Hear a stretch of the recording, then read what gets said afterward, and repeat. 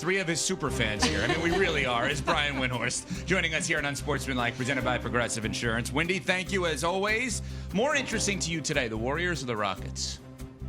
The Rockets because of this summer.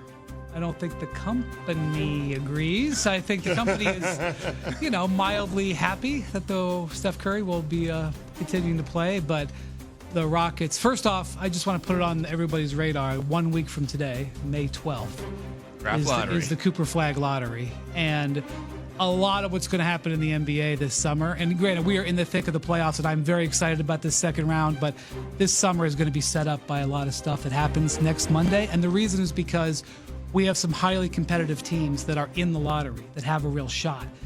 Two teams, Houston had the 9th pick with something like 10 or 12% chance of getting into the top 4, maybe 17% chance, and then 3% of winning the lottery. That team gets in the top 4. We're talking about something very interesting on a number of fronts. And then San Antonio, who is a falsely bad team because Victor missed. I mean, they're not great, but they had the last 2 rookies of the year. They've got 2 lottery picks. They've got like a 30-something% chance of being in the top 4, and that gets very interesting. So Houston is more interesting to me, but I'm not sure the collective world may agree with me. So, Wendy, with that being said, does the winner of the draft lottery become the favorite in your mind to land Giannis this summer if he decides he wants to get traded? It's a good question. It just depends on who it is. It doesn't. They don't have to. By the way, they don't have to win the draft lottery. Like if you look at the Rockets, for example, they got this guy on their bench who isn't playing, who's an extremely interesting player, Reed Shepherd. Yeah. He just didn't play all year, and he had an injury late. Maybe a year from now, he's in their rotation, and he's a difference-making offensive player. Maybe he and this lottery pick are the centerpiece of a major trade.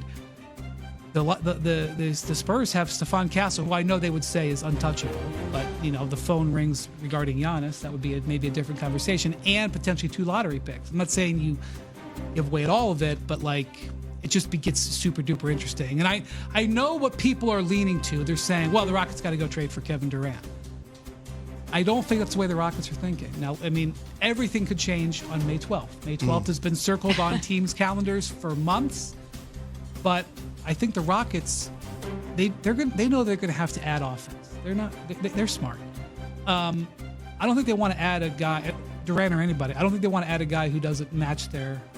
They're going to use a bunch of really valuable stuff. I don't think they want to trade for a guy who's in his mid to late 30s. And it's not a commentary on Durant. I think it's just a commentary on where they're at as a team. And by the way, Rafael Stone, the general manager, has pretty much said this on the record. This is not some sort of breaking insight. Wendy, we're going to get back to the playoffs in a second, but to stick with interesting storylines in the NBA, I want to ask you about the state of Luka and the Lakers, because JJ Redick says that the team needs to get in championship shape. Obviously, people take that as a not-so-veiled shot at Luka Dončić. LeBron is saying that it's not his job to be recruiting Luka.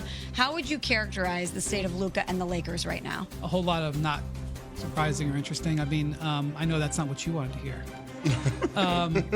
Keep going. First off, if Luka got upset at people who told him he needed to be in shape, he wouldn't talk to anybody because he's been told he needs to get in shape since he's a teenager. Secondly, LeBron's commentary on that, I think, is fair. I think one of the things that LeBron has said regarding Luka throughout the couple of months since the trade is they're moving forward with Luka as a franchise player. He's they should. That's who, the Lakers have decided that Luka is going to be at the center of their decisions going forward. It's not going to be me. I don't think he's doing backflips about it, but I think he's they got to do it. And so he doesn't want, if Luka doesn't sign or whatever this summer, he doesn't want it to be on him. He's well, if Luka doesn't want to be here in 2027, don't talk to me about it. So I don't think it's that big of a deal. And I know that they were spotted in a restaurant or whatever.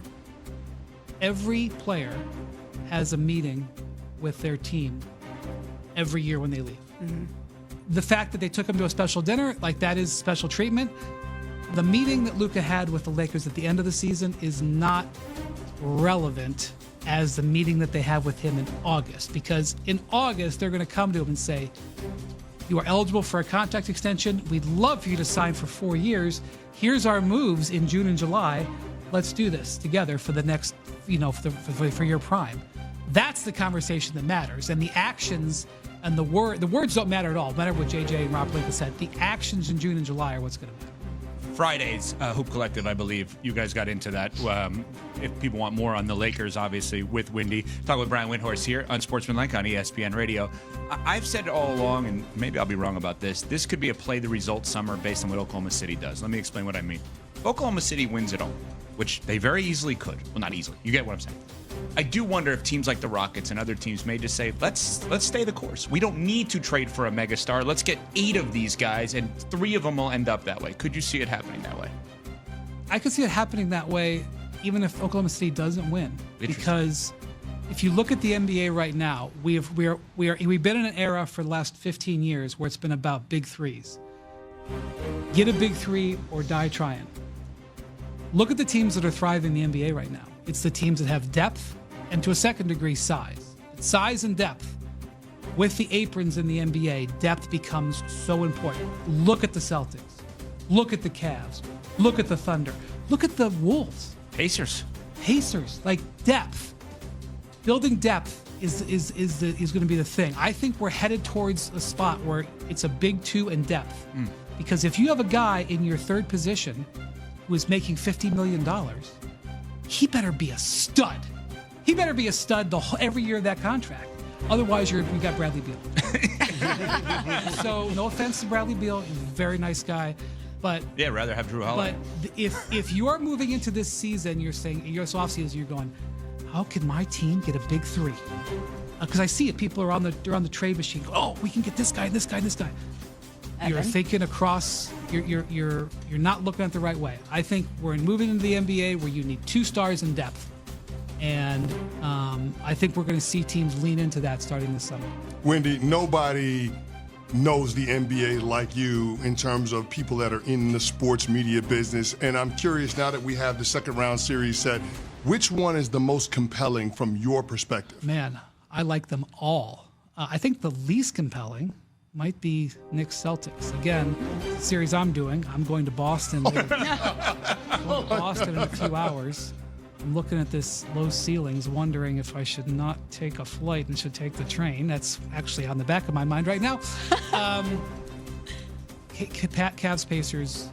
The Cavs quietly were concerned about the Pacers for the last month or so. As the Pacers were. That's a tough matchup for them. As the Pacers were thriving at the end of the season, moving because there was a race for 4, 5, 6 in the East, and then the Pacers went 14-4 down the stretch and took it.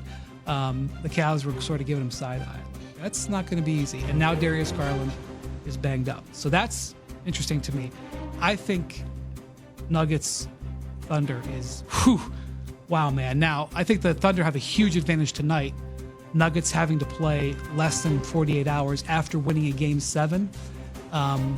History shows